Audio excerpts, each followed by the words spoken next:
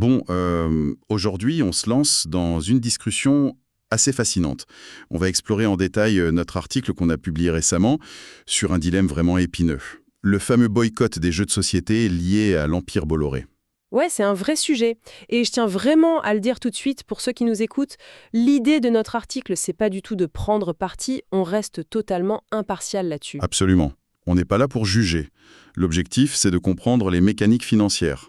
Exactement. On veut juste exposer factuellement les rouages économiques et les vrais dilemmes moraux qu'on a soulevés dans notre article. On distribue pas de bons ou de mauvais points idéologiques aujourd'hui. Voilà. Mais c'est quand même fou de se dire qu'une crise dans une maison d'édition littéraire parisienne finit par créer un cas de conscience devant une boîte en carton pleine de pions. Comment cette contagion a touché le monde du jeu? En fait, le point de bascule, c'est vraiment la peur de l'ingérence. Quand un énorme conglomérat médiatique très marqué politiquement prend le contrôle, ça crée des ondes de choc. Tout a commencé chez Grasset. Ah oui, le départ massif des auteurs. Ouais, c'est ça. Plus de 300 auteurs qui sont partis.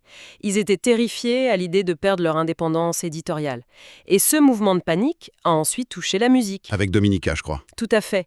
Il a refusé de se produire à l'Olympia ou de vendre ses disques dans les relais, vu que ces lieux sont contrôlés par le même groupe. D'accord. La littérature et la musique, on voit bien le lien direct avec la liberté d'expression. Mais les cartes et les dés, je veux dire, quand on joue à un super jeu comme SkyTeam ou Acropolis, on ne signe pas un chèque à un mania des médias. En apparence, oui.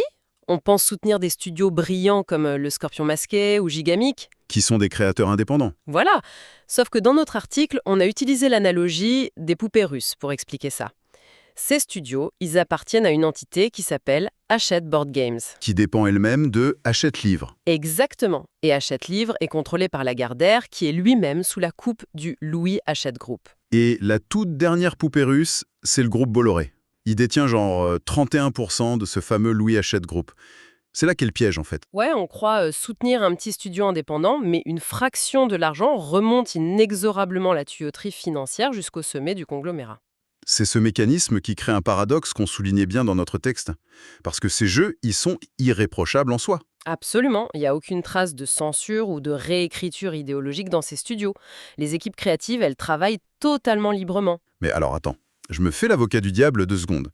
Si le jeu est vierge de toute influence politique, s'il n'y a pas de message caché, pourquoi vouloir le boycotter? Mais parce que le boycott ne s'attaque pas au contenu du jeu, il vise le fameux tuyau financier dont on parlait. Ah, c'est le contenant, pas le contenu. C'est ça. Les partisans de ce mouvement refusent d'alimenter la machine globale. Ils veulent pas que l'argent d'un simple loisir participe, même indirectement, à une concentration médiatique qu'ils estiment très problématique. Sauf que, et c'est un point crucial de notre article, frapper ce tuyau à l'aveugle, ça risque surtout de ruiner la partie pour les petits acteurs. C'est le gros danger, ouais. Un boycott total, c'est très destructeur pour la base. Les auteurs, les illustrateurs, les petites boutiques locales. Ils vont payer l'addition bien avant que le sommet de la pyramide ne s'en rende compte. C'est pour ça qu'on a mis en avant une autre solution, ce principe de nommer, cibler et soutenir. Exactement. Nonner pour rendre cette architecture financière transparente. Cibler en privilégiant le marché de l'occasion ou en évitant les méga-distributeurs. Et soutenir en redirigeant son budget vers de vrais micro-éditeurs indépendants. En fait, le milieu ludique, c'est pas une bulle coupée du monde. Ah, ça non. Jouer, c'est participer à une chaîne logistique mondiale. C'est exactement comme dans un jeu de majorité, faut vraiment observer qui contrôle le plateau. C'est une super conclusion. Et d'ailleurs, cette notion de contrôle, ça soulève une question vertigineuse qu'on n'a pas pu creuser, mais qui mérite réflexion. Vas-y, je t'écoute.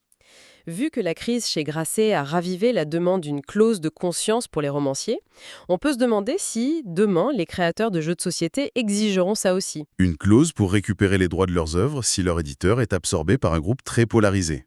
C'est ça. S'ils décident littéralement de reprendre leur bille et de quitter la partie. Ah oui, ça changerait absolument toutes les règles du marché. C'est une réflexion fascinante pour terminer cette analyse.